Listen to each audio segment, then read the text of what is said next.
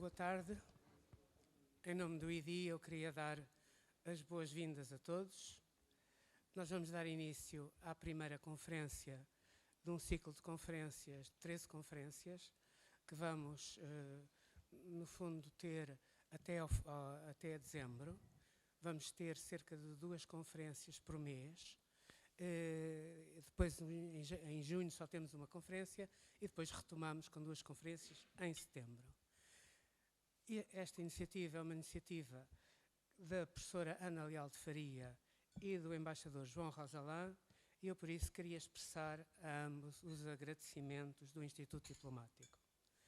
Agradeço igualmente a presença do professor Bernardo Vasconcelos e Sousa, que vai ser o orador hoje, vai ser o orador nesta conferência de abertura que focará o Tratado de Zamora e o primeiro passo para a independência de Portugal. É assim que a conferência se chama. Queria agradecer também a presença do secretário-geral, que falará já em seguida.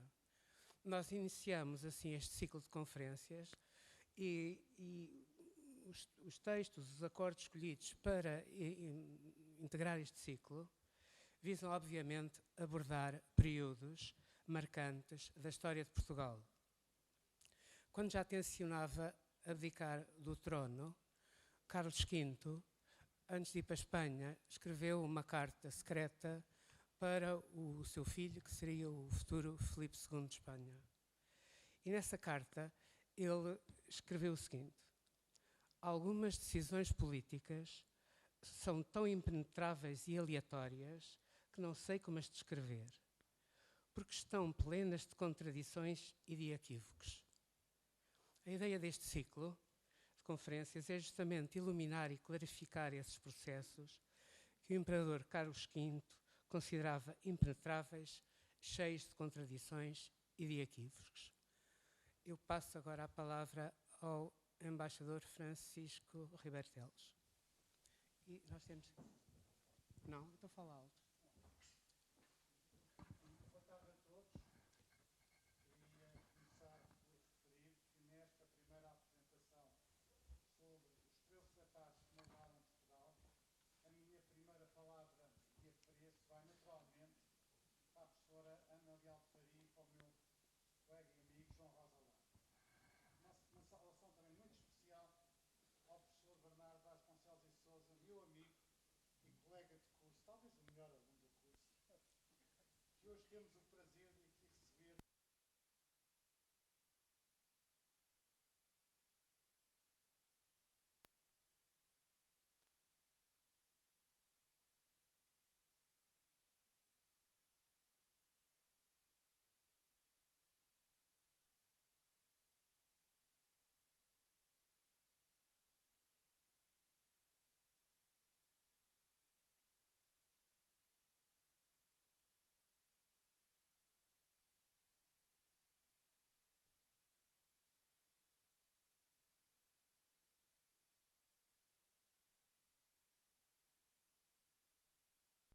Políticas e de forma mais ampla no nosso posicionamento no contexto internacional. Desde os primórdios da formação do reino, os tratados e acordos internacionais foram peças-chave das nossas relações diplomáticas, tendo sido instrumentais na definição do que era e do que é Portugal. Como exemplo, citaria não apenas o Tratado de Zamora, que hoje nos ocupa, ao estabelecer a autonomia de Portugal em relação ao Reino de Leão e assim contribuir para a formação do Reino independente, servindo igualmente como prenúncio de um reconhecimento internacional que chegaria uns anos mais tarde. Decidido igualmente sobre fronteiras, outros acordos serviram para estabelecer a linha de demarcação que iria delimitar as fronteiras da expansão colonial portuguesa, como o Tratado de Tordesilhas e os acordos de Alcáceres de Toledo, constituindo, de certo modo, a instrumentação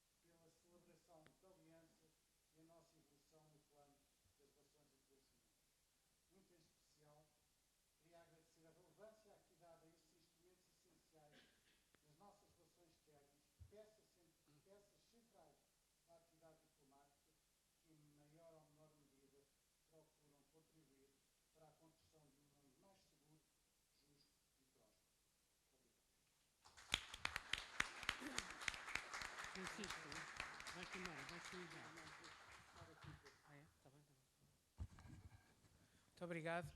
Eu dou agora a palavra à professora Ana Leal de Faria.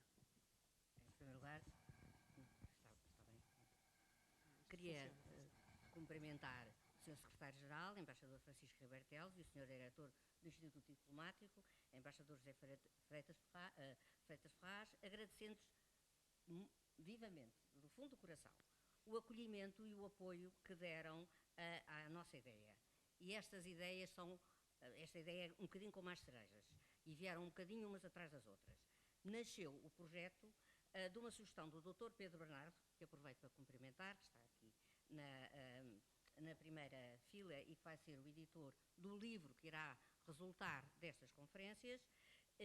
Foi uma sugestão, portanto, do Dr. Pedro Bernardo ao embaixador João Rosalã, que também aproveito para cumprimentar, que está aqui em frente, e que estou, digamos assim, a substituir, eu espero que ele faça dele as minhas palavras e vice-versa, sob a oportunidade da elaboração de uma obra que apresentasse os tratados mais significativos da história de Portugal. O embaixador Rosalã achou a ideia interessante, falou comigo, eu fui da mesma opinião e fomos conversando sobre o assunto. E, portanto, assim fomos pensando nestes tratados, que já vou explicar um bocadinho qual foi o critério. Eu também não queria deixar de dar uma palavra de agradecimento ao diretor do Centro de História da Faculdade de Letras da Universidade de Lisboa, professor Dr. José Silva Horta, que também se disponibilizou a acolher e integrar a nossa proposta entre as atividades do referido centro. Lamentavelmente, e devo dizer isto, não pode estar presente porque está envolvido numa terrível teia burocrática que enreda a avaliação das unidades de investigação e, portanto, pedindo à professora Manuela Santos Silva, que está aqui presente e que também aproveito para cumprimentar, que o representasse neste acto. Aproveito para dizer que a professora Manuela Santos Silva, daqui a 2 conferências, será a conferencista sobre o Tratado de Windsor. Portanto, a professora Manuela Santos Silva também está entre este grupo de pessoas que já agora, o professor José Miguel Sardica, que já vi por aí, que está aí alguns na assistência, também faz parte deste elenco de conferencistas. Não sei se está cá a doutora Maria Regina Monjardini, não a vi, mas vai ser, e já agora aproveito para apresentar, para divulgar a 2ª conferência deste ciclo sobre o Tratado de Alcanices. Será no dia 29 de abril, já fica feito o convite. Tem depois aqui o elenco das conferências, algumas já estão agendadas e vamos dando-vos conta desses futuros agendamentos. No fundo, a celebração das grandes datas nacionais dá sempre uma boa razão para comemorações. No próximo ano, e também partimos um bocadinho desta ideia, comemora-se os 40 anos do Tratado de Adesão de Portugal às Comunidades Europeias, assinada a 12 de junho de 1985. Lembrei-me disto quando ouvi o Sr. Secretário-Geral também falar da importância dos tratados. Completa, portanto, 40 anos e a nossa meta é ter o livro pronto para ser lançado precisamente para o próximo ano, comemorando, assinalando os 40 anos da adesão de Portugal à Comunidade Europeia. Este, portanto, foi o ponto de partida para pensarmos numa obra coletiva, elaborada por quem mais sabe sobre os diversos assuntos que elencámos. No fundo, a nossa ideia era lembrar os tratados fundamentais na estruturação de um país que se foi construindo a partir da Idade Média, destacando-se do norte cristão, crescendo para o sul muçulmano, e aqui temos logo o primeiro tratado, o Tratado de Zamora, até ao contexto, o Pacto de Zamora, o professor Bernardo, já irei falar nele, irá explicar porquê, até ao contexto da sua integração nas comunidades europeias e o seu posterior alargamento, tanto em novos Estados como em aumento de competências. Portanto, vamos desde o Pacto de Zamora, 1147, até ao Tratado de Lisboa, de 2007. É um projeto claramente de história política e diplomática, que procura dar sentido à sucessão dos tratados estudados ao longo de 860 anos da história de Portugal, inseridos em sucessivos quadros espaciotemporais. E para isso pedimos a colaboração de investigadores especializados nas áreas da história, das relações internacionais, da diplomacia, da geopolítica e da estratégia, alguns dos quais, como já assinalei, estão nesta sala, e os seus nomes encontram-se no placar, bem como ao título da respectiva conferência. Cada uma destas conferências dará origem a um capítulo contextualizando cada tratado e apresentando os seus artigos mais significativos, à exceção do Pacto de Zamora. Depois aguardamos o que o professor Bernardo Vasconcelos e Sousa nos irá dizer sobre o assunto. A nossa intenção foi escolher momentos estruturantes da construção de um país, do país que somos, e que no fim de contas é um território que foi sendo composto. Houve aqui um território que foi sendo composto ao longo dos séculos, que abarcou várias populações em diversos continentes. Portanto, não foi uma coisa dada, feita, foi construída ao longo da história. É um produto da história. E, então, os 3 eixos estruturantes que definimos foram as conquistas, no conceito mais amplo, desde a formação do território peninsular aos domínios ultramarinos, o mar como destino de um país de larga fronteira atlântica e caminho de evangelização e de comércio, as alianças e os seus interesses políticos e económicos, da ligação preferencial ao poder marítimo até ao regresso à Europa, uma vez dissipado o Império com a independência das antigas colónias e a transferência de Macau para a China no fim do segundo milénio. Portugal é o resultado da história, mas nós estamos bem conscientes de que nem a história é uma via de sentido único, nem a lista dos tratados que vos apresentamos é isenta de crítica. Aliás, bem sabemos que para os historiadores, ao contrário do que acontece com os jornalistas, nem os factos são tão sagrados quanto se julga, nem a opinião é tão livre quanto se pensa. Pois se quiserem, mais tarde, para explicar o que é que quer dizer com isto. Uma está sujeito ao exigente escrutínio dos nossos pares, a opinião, enquanto os outros não nos são dados em bruto, mas são, isso sim, reconstituídos. A história é um produto mental.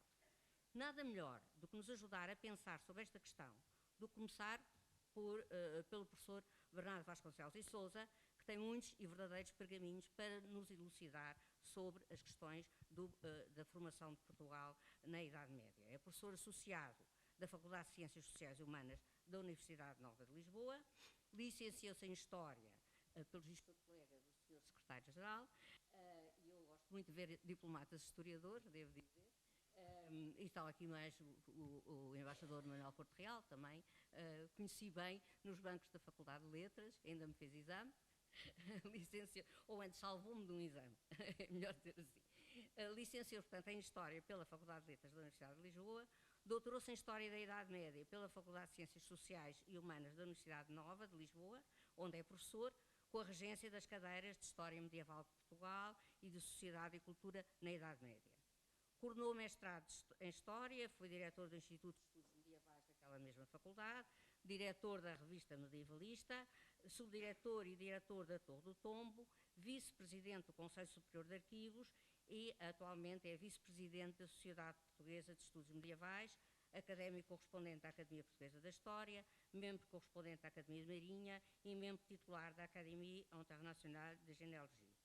Entre as suas publicações destaco 3 que foram premiadas: Os Pimentéis, Percurso de uma linhagem da nobreza medieval portuguesa, séculos XIII-XIV, Dom Afonso IV do Círculo de Leitores, a parte sobre a Idade Média na obra da História de Portugal, dirigida por Rui Ramos. Coordenou também a obra Ordens Religiosas em Portugal, das origens a Trento, um guia histórico, e também a parte da Idade Média da História da Vida Privada em Portugal. E também a parte da Idade Média da História Global de Portugal. E são muitas as outras publicações, e entre os vários artigos eu só vou citar um, não posso deixar de referir, 1140, Dom Afonso Henriques, Portugalensium Rex, filho de Teresa de Leão e de Henrique de Borgonha, na História Global de Portugal. Isso relaciona-se de tal maneira com a comunicação de hoje que eu passo de imediato a palavra e, Sr. Professor, a palavra é sua. Muito obrigado. Agradeço vivamente ter colaborado connosco.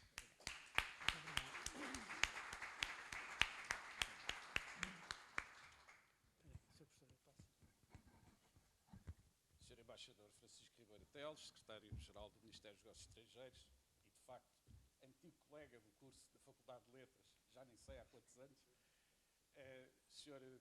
Diretor do Instituto Diplomático, Sr. Embaixador José Freitas Ferraz, minhas senhoras e meus senhores, permitam-me uma palavra inicial de agradecimento à professora Ana Leal de Faria e ao Sr. Embaixador João Rosalém, que me convidaram pessoalmente para participar, convite que aceitei logo com imenso gosto, para participar neste ciclo de conferências e tentarei, nos minutos que se vão seguir, ser o mais conciso e o mais direto possível na abordagem de um tema que só aparentemente, e não digo isto para valorizar, vou dizer, mas só aparentemente é um tema dominado com, digamos, consenso.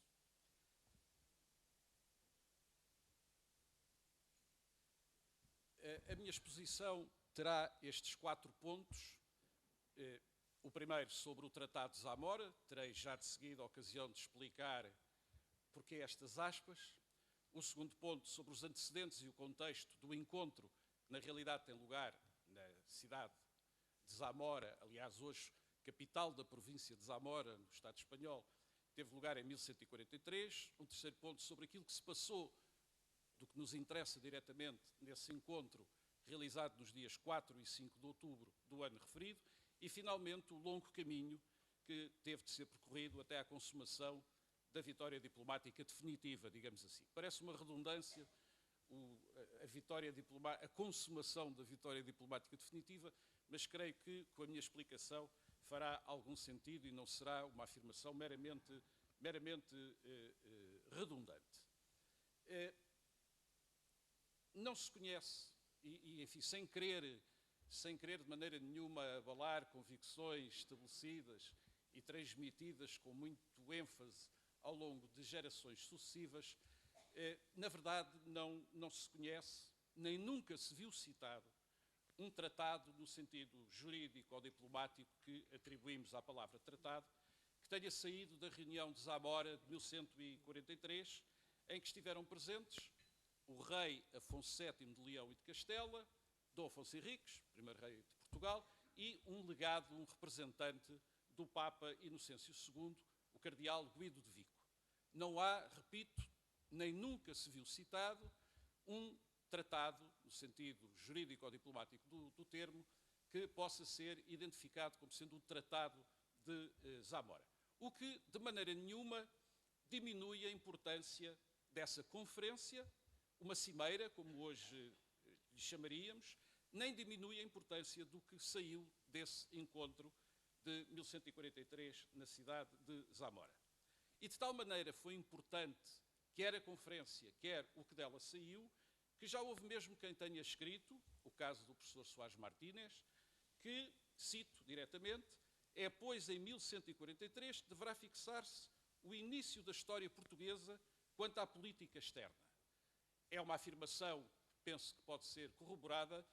Não quer dizer que não houvesse tratados até anteriores, celebrados entre Dom Afonso Henriques e outros altos dignitários, nomeadamente reis peninsulares, mas nessa altura ainda não havia, na altura da celebração desses tratados, o próprio Dom Afonso Henriques ainda não se intitulava rei. E, portanto, 1143, o que sai de Zamora é, de facto, digamos, o ato fundador daquilo que hoje poderíamos chamar a política externa portuguesa. Não quer dizer, repito, que não houvesse compromissos e pactos e tratados anteriores celebrados entre o infante ou príncipe Dom Afonso Henriques e outros monarcas peninsulares. De qualquer das formas, não havendo um tratado no sentido jurídico ou político do termo e não havendo nenhuma manifestação, nem direta nem indireta, de que tenha de facto existido esse instrumento jurídico ou diplomático, porque então tantas e tão repetidas referências a um tratado de Zamora que, enquanto tal, muito provavelmente nunca terá existido. Podia-se perguntar ou podia-se dizer, bom, não há documento em Portugal, mas há o documento que está, ou que foi depositado e que permanece na chancelaria do antigo Reino de Leão. Também não. Nem na documentação portuguesa, nem na documentação anteriormente pertencente, na Idade Média, ao antigo Reino de Leão, não há vestígios da existência de um tratado, no sentido jurídico ou político que nós atribuímos à expressão.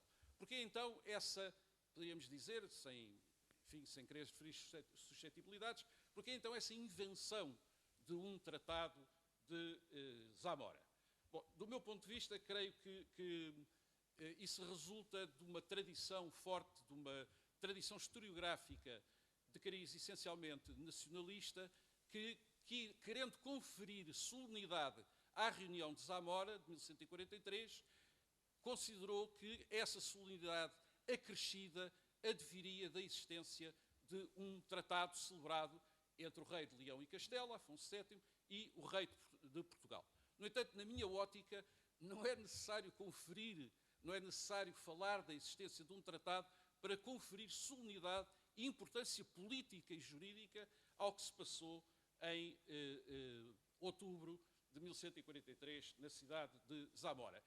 O que aí ocorreu tem só por si, mesmo sem tratado, tem só por si suficiente importância e suficiente relevância para tudo o que se vai seguir desde essa data até aos dias de hoje.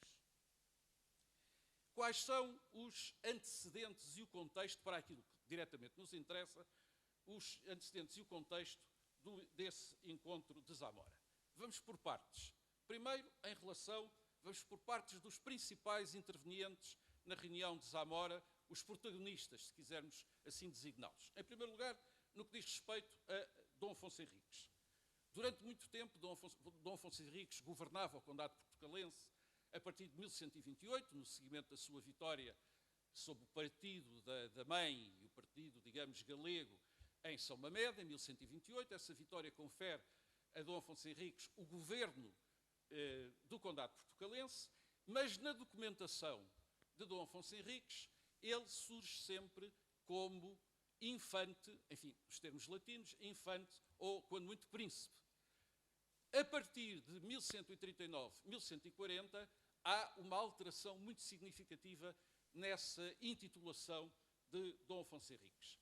A partir de 1139, 1140, depois da célebre, mas também pouco conhecida, Batalha de Ourique, que teve lugar, segundo a tradição, em 25 de julho de 1139, Dom Afonso Henriques passa, na sua própria documentação, a intitular-se Rei dos Portugueses.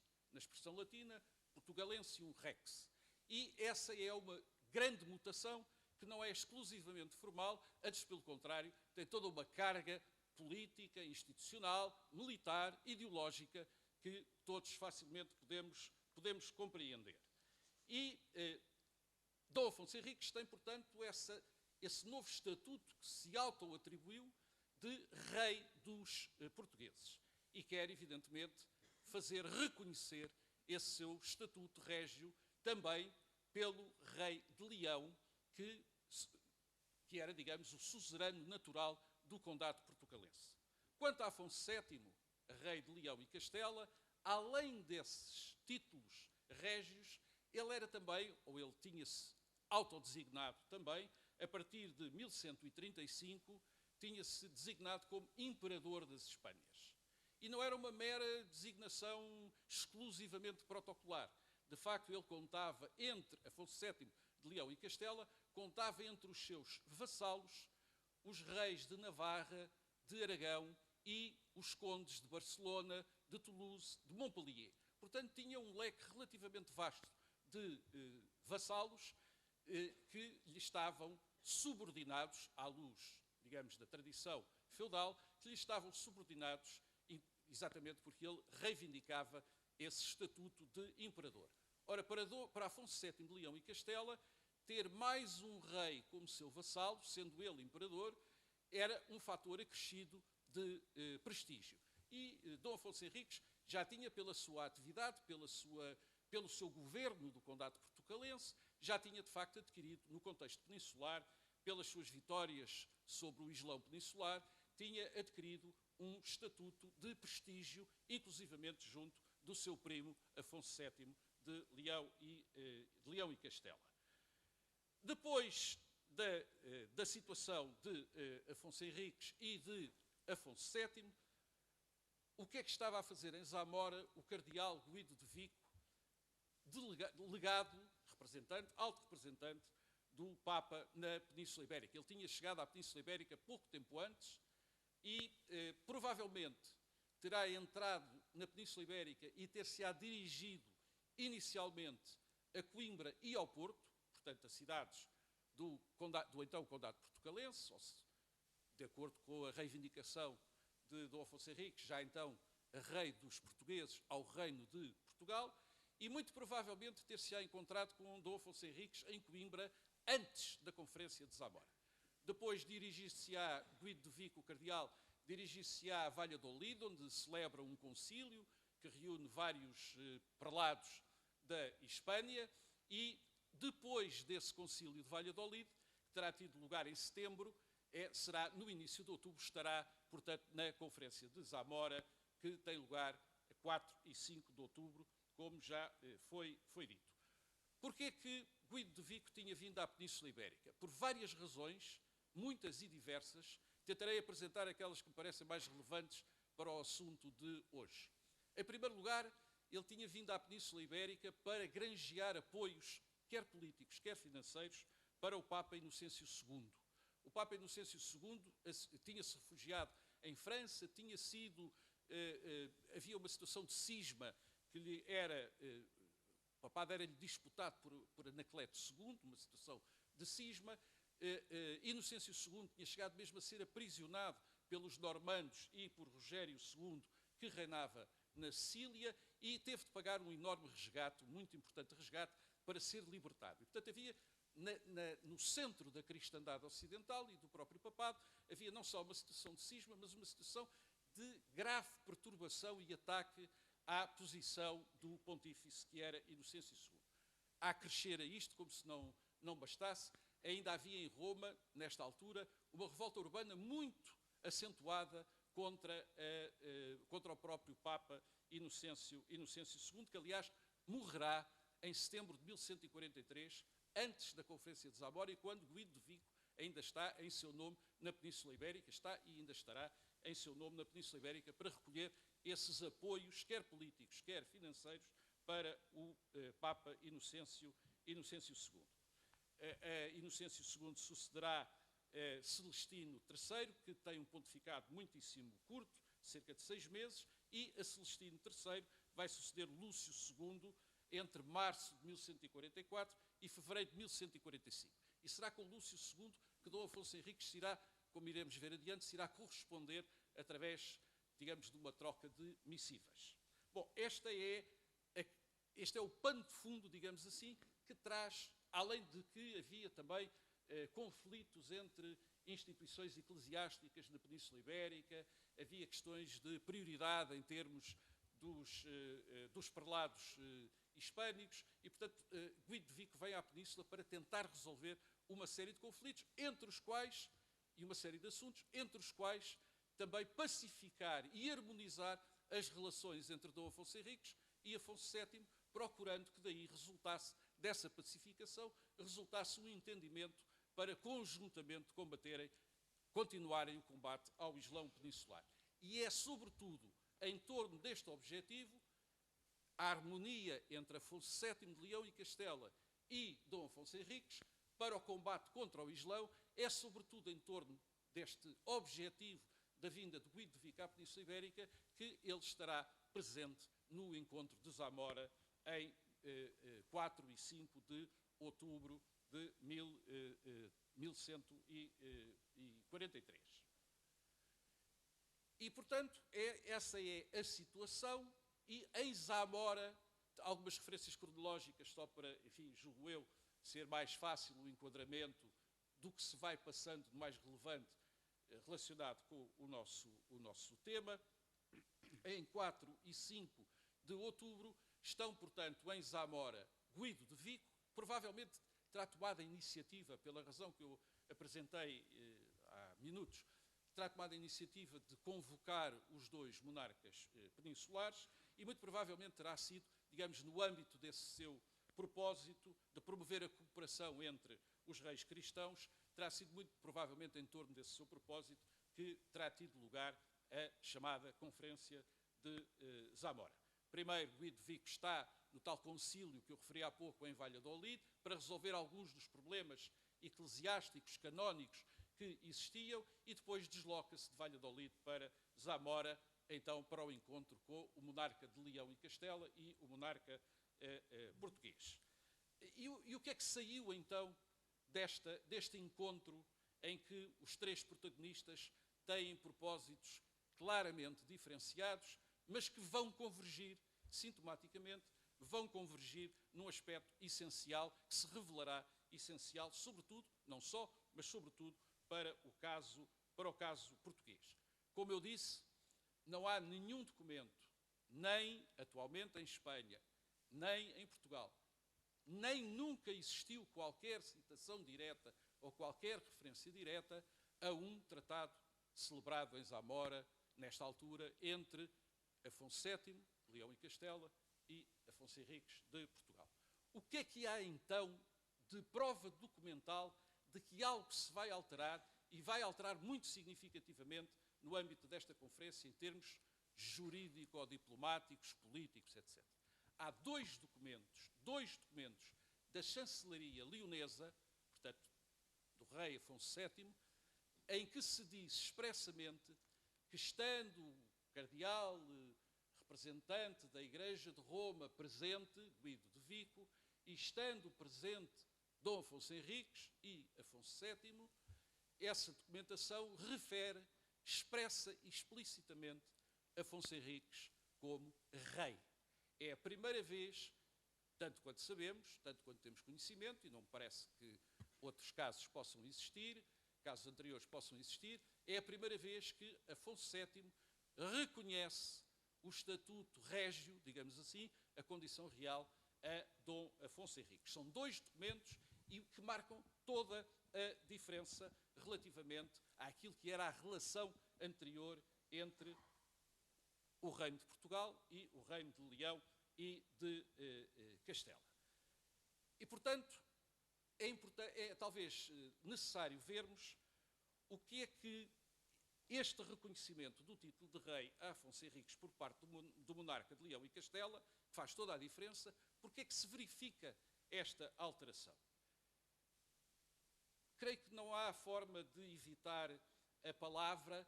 Este resultado é uma espécie de equívoco consciente e de equívoco mutuamente alimentado pelos dois monarcas, Afonso Henriques e Afonso VII de Leão e Castela. Para Afonso Henriques, ele via finalmente reconhecida a sua dignidade régia por parte do monarca de Leão e de Castela. Não era pequena coisa. Em segundo lugar, para Afonso VII, como imperador, ele considerava que passava a contar com mais um rei entre os seus vassalos. E isso só podia aumentar o seu prestígio no panorama peninsular, no xadrez peninsular, mas também no xadrez da cristandade ocidental em termos gerais. E, portanto, esta nova realidade de Afonso Henriques ser considerado rei por Afonso VII de Castela, de Leão e de Castela, convinha às duas partes. Mas, como eu disse, isto significava de facto um equívoco, porque Afonso Henriques, Dom Afonso Henriques, muito provavelmente quando o cardeal Guido de Vico se dirigiu a Coimbra, antes, no verão de 1143, antes do concílio de Valladolid, que tem lugar em setembro, e portanto antes também da Conferência de Zamora, muito provavelmente nessa altura, Dom Afonso Henriques tinha feito homenagem à Sé Apostólica, ou seja, tinha-se colocado como vassalo, se quisermos, a designação é cavaleiro de São Pedro, que vem numa documentação posterior, tinha-se colocado perante o cardeal Guido de Vico, representante do Papa, legado do Papa, tinha-se afirmado como vassalo da Santa Sé, cavaleiro de São Pedro, não reconhecendo nenhuma outra dependência em relação a nenhum outro poder, nem eclesiástico, nem laico. Ou seja, Dom Afonso Henriques terá muito provavelmente preparado aquilo que mais tarde, pouco tempo mais tarde, veio a ocorrer em Zamora, colocando-se sob a vassalagem como vassalo da Santa Sé, vassalo de São Pedro, do representante papal, do representante de Cristo na terra, e terá excluído qualquer outra possibilidade de dependência vassálica em relação a quem quer que fosse. Isso mesmo é afirmado num importante documento E comprometia-se também a pagar um censo anual à Santa Sé de 4 onças de ouro. Isto mesmo é afirmado num documento solene de Dom Afonso Henriques, com data de 13 de dezembro de 1143, portanto, 2 meses depois da Conferência de Zamora, um documento que tem essa designação latina, claves regni celoro, portanto, chaves do reino dos céus, são as primeiras palavras do documento, em que Dom Afonso Henriques se dirige ao Papa, dando conta de que, nas mãos ou na presença de Guido de Vico, tinha prestado homenagem à Santa Sé como cavaleiro de São Pedro, com o tal pagamento do censo anual, e, por essa razão, não reconhecia nenhum outro poder que não o poder do Papa. E, portanto, tanto Afonso VII como Dom Afonso Henriques saíram de Zamora satisfeitos com o balanço daquele seu encontro, mesmo que essa satisfação, repito, resultasse fundamentalmente de um equívoco consciente em que cada uma das partes salvaguardara a sua posição contra a pretensão do seu interlocutor. E, a partir daqui, haverá um longo caminho ainda a percorrer para o reconhecimento, digamos, definitivo da condição do Estatuto Régio de Dom Afonso Henriques. Quando Dom Afonso Henriques se dirige ao Papa, nessa missiva que referi há pouco, ao contrário do que o rei português pensava e esperava, a resposta do Papa, então já Lúcio II, a resposta do Papa, através de uma bula, é a de uma bula intitulada Devotionem Tuam. A resposta do Papa aceita a homenagem, portanto, o estabelecimento do laço vassálico de Dom Afonso Henriques com o representante de São Pedro, aceita o censo que Dom Afonso Henriques se comprometeu a pagar, mas não tratava Dom Afonso Henriques por rei. Tratava-o por dux. A nossa tendência natural é para traduzir dux por duque, mas não é exatamente, digamos, nós hoje diríamos anacronicamente líder, chefe, mas o que importa aqui, sobretudo, é que não lhe atribui a titulatura, a intitulação, não lhe reconhece a titulatura de rei. E não trata Portugal como reino, trata Portugal como a terra de Afonso Henriques. Terra no sentido jurídico do termo, no sentido, digamos, institucional, não no sentido mais comezinho, digamos, que a palavra podia ter. E, portanto, esta resposta papal de Lúcio II a Dom Afonso Henriques corresponde, em termos políticos, em termos diplomáticos, a uma enorme frustração face àquilo que seriam os intentos do nosso primeiro rei, sobretudo no que respeitava ao reconhecimento do seu estatuto régio por parte da autoridade suprema da cristandade ocidental.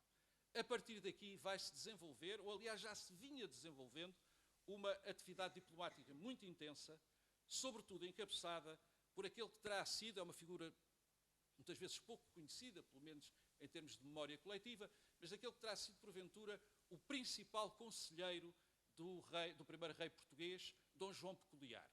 Dom João Peculiar foi bispo do Porto em 1136, foi arcebispo de Braga e esteve ligado a momentos-chave da afirmação de Dom Afonso Henriques como rei, como governante e depois como rei de Portugal.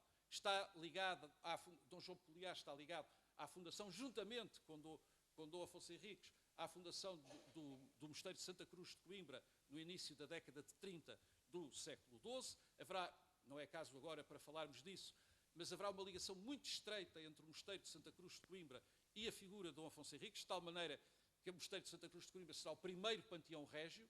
Dom Afonso Henriques e o seu filho e sucessor, Sancho I, são sepultados em Santa Cruz de Coimbra, e há uma construção, quase diria lendária, da figura de Dom Afonso Henriques, que é produzida pelos crúzios, pelos monges crúzios de Santa Cruz de Coimbra. Portanto, há uma ligação muitíssimo forte entre o Mosteiro de Santa Cruz e o projeto político, se quiserem, e a construção de uma memória sobre o primeiro rei. E, portanto, Dom João Peculiar está ligado à fundação de Santa Cruz de Coimbra, como eu disse, é bispo do Porto em 1136, é arcebispo de Braga em 1139, e vai ter um papel muito ativo na preparação do próprio encontro de Zamora. Tem também um papel muito ativo nas negociações que conduziram ao casamento de Dom Afonso Henriques com Mafalda ou Matilde da Casa de Saboia, em 1146, e tem uma longa experiência, longa e repetida experiência política de contactos pessoais com a Santa Sé. De tal maneira que todo este currículo faz de Dom João Peculiar um verdadeiro agente diplomático dos interesses de Dom Afonso Henriques e do Reino de Portugal. Mas vão passar mais de 35 anos após a Conferência de Zamora até que Roma reconhecesse a dignidade régia a Dom Afonso Henriques. Como é sabido, será só em 1179, com a célebre bula Manifestis Probatum, que o Papa Alexandre III vai conferir a Afonso Henriques o título de Rei de Portugal. Ironia da história, Dom João Peculiar morreu sem ter visto a consumação desta vitória diplomática. Ele morre em 1175, portanto, 4 anos antes da concessão da bula Manifestis Probatum. Ele não vê o resultado final da batalha que tinha empreendido em termos diplomáticos e políticos ao longo de várias décadas, mas ele é, sem dúvida, um dos principais artífices desta vitória diplomática e política, nomeadamente junto da Santa Sé, mas já antes na própria conferência de Zamora. E, portanto, com a bula Manifestis Probatum de 1179, o reino português, que já tinha uma existência de facto, passa agora a gozar de um estatuto de direito no quadro da civilização do Ocidente medieval.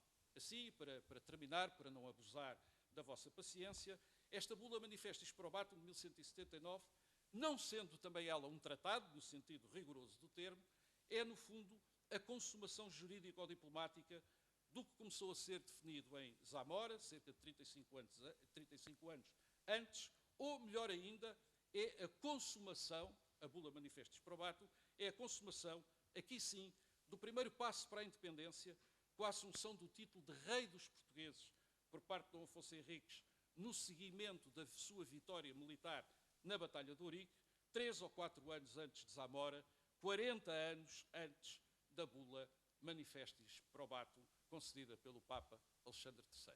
Muito obrigado.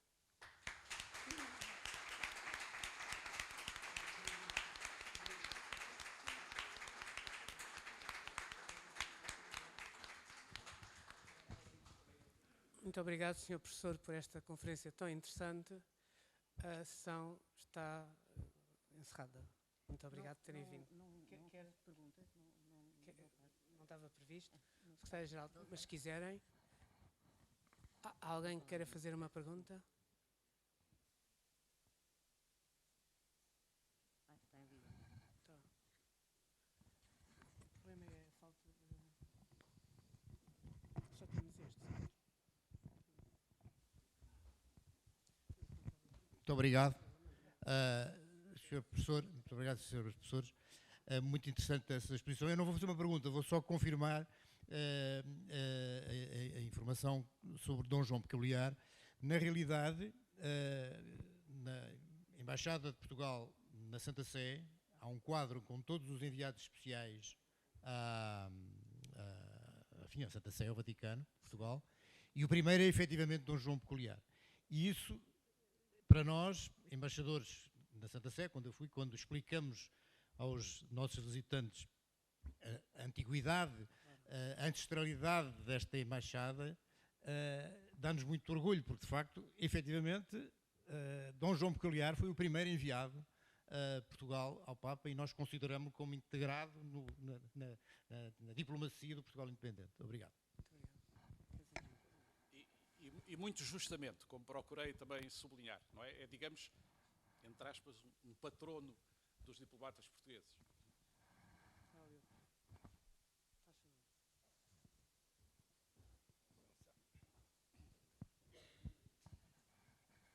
Sr. Professor, muito obrigado pela sua brilhante exposição que nos elucidou sobre assuntos de veras importantes sobre este Pacto de Zamora.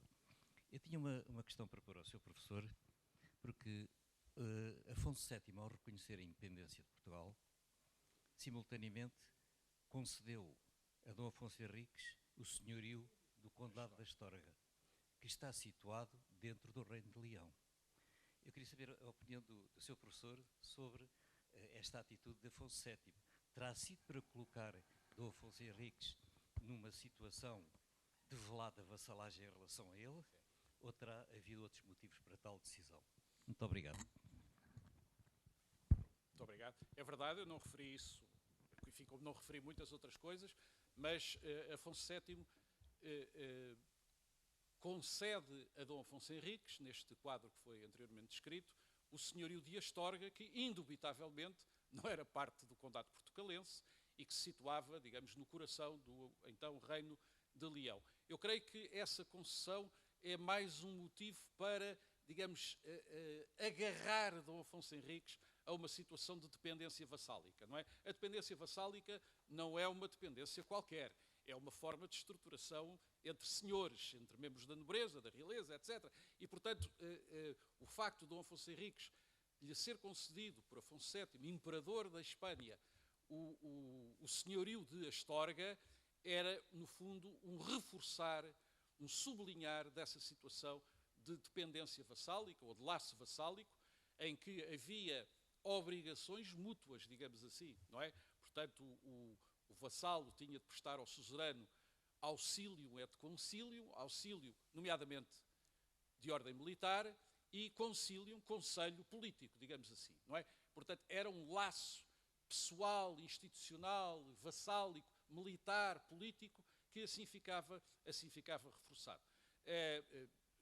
Mas o que interessava fundamentalmente a Dom Afonso Henriques não era tanto o senhorio de Astorga, era o Reino de Portugal. Muito bem, muito obrigado. Há mais alguma pergunta? Então, vai aqui.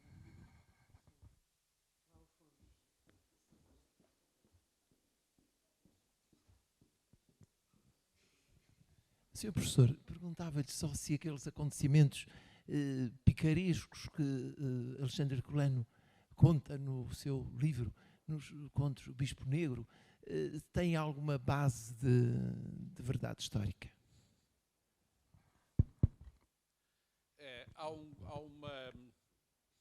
uma tradição épica que o professor António José Saraiva reconstituiu sobre a ação de Dom Afonso Henriques, em que vem incluído, nomeadamente, esse episódio do Bispo Negro. Não é? Aquilo que foi interpretado pelo professor António José Saraiva no âmbito da reconstituição dessa tradição épica, que corresponderia a um cantar jogralesco do século XII, provavelmente, final do século XII, muito pouco posterior à morte de Dom Afonso Henriques. Dom Afonso Henriques morre em 1185, portanto, muito pouco posterior à morte de Dom Afonso Henriques, no início do século XIII, provavelmente, final do XII, início do XIII, é que esse conjunto de episódios não é só a questão do Bispo Negro, é a questão, digamos, de uma espécie de testamento político que o Conde Dom Henrique faz no seu leito de morte ao filho de Dom Afonso Henriques, que é evidentemente uma construção ideológica, porque Dom Afonso Henriques teria 2 ou 3 anos e, portanto, não havia forma de lhe incutir, digamos, ideia superior de caráter político nenhuma, mas outros episódios, a questão do Bispo Negro, que corresponderiam a uma tradição muito ligada sociologicamente, se quisermos, àquilo que tem sido designado como o grupo dos Cavaleiros de Coimbra que acompanhavam Dom Afonso Henriques nas suas expedições militares de Coimbra para Sul. Um parênteses só para dizer, ao contrário do que muitas vezes se julga, Dom Afonso Henriques, a partir do início da década de 30 do século XII, sai do Entredouro e Minho, depois da vitória em São Mamede, em 1128, e fixa-se na cidade de Coimbra. Fixa-se na cidade de Coimbra, não é uma mudança de sumenos importância. Primeiro, porque Coimbra, na altura, por mais estranho que isso nos possa parecer, é uma cidade fronteira. Coimbra, na altura, é uma cidade fronteira entre o norte cristão e o sul islâmico. Depois, porque Dom Afonso Henriques, afastando-se do Entredouro e Minho senhorial, como que se autonomizava em relação aos nobres desse mesmo Entredouro e Minho que o tinham apoiado, nomeadamente em São Mamede, contra o partido galego e da mãe, Dona Teresa, e por outro lado, fixando-se em Coimbra, estava mais perto de iniciativas militares de conquista para sul, como veio a acontecer durante a década de 30, sobretudo, mas não só, durante a década de 30 do século XII, e por outro lado, digamos que alargava a sua base social de apoio, se podemos utilizar a expressão, a setores urbanos, vilãos. O termo vilão na Idade Média não tem o sentido pejorativo que nós damos hoje em dia, como sabem. Vilão é aquele que não é nobre na Idade Média, não tem nada a ver com o sentido pejorativo que nós damos hoje à palavra, e portanto ele vai procurar, junto de meios vilãos, e o plural para a Idade Média é assim que se faz, vai procurar um acrescento de apoios, uma soma de novos apoios. E teria sido no âmbito, isto na interpretação do professor António José Saraiva, teria sido no âmbito desse grupo de cavaleiros de Coimbra, companheiros de armas de Dom Afonso Henriques, alguns de origem até obscura, que irão nobilitar-se precisamente pelo auxílio que dão, nomeadamente de caráter militar, a Dom Afonso Henriques, teria sido nesse meio urbano, vilão, militar, muito chegado a Dom Afonso Henriques, que teria sido constituída essa, alegadamente, gesta de Dom Afonso Henriques, em que o episódio do Bispo Negro está presente. Qual seria, portanto, o episódio do Bispo Negro é um episódio, como aliás todos os outros, que constam, são salvo erro 5 desta gesta de Dom Afonso Henriques, são episódios ficcionados. Mas a ficção normalmente tem também uma base material, uma base real, uma base existencial, digamos assim. Muito provavelmente a referência a um bispo negro, nesse quadro, corresponderia à referência a um bispo moçárabe, ou seja, a um bispo cristão, que manteve o culto cristão sob o domínio islâmico. Os moçárabes são esse grupo que, sob domínio islâmico, mantém os ritos e as práticas e, digamos, a devoção cristã, e, portanto, a referência a esse bispo negro seria muito provavelmente, ou teria como base de sustentação real, a existência de bispos moçárabes, e, nomeadamente, há uma fortíssima tradição moçárabe na cidade de Coimbra. E, portanto, as peças começam a ajustar-se, digamos, a dar uma imagem não só da árvore, mas daquilo que poderíamos considerar, enfim, metaforicamente, a floresta. Muito obrigado, Sr. Professor. Muito obrigado a todos por terem vindo.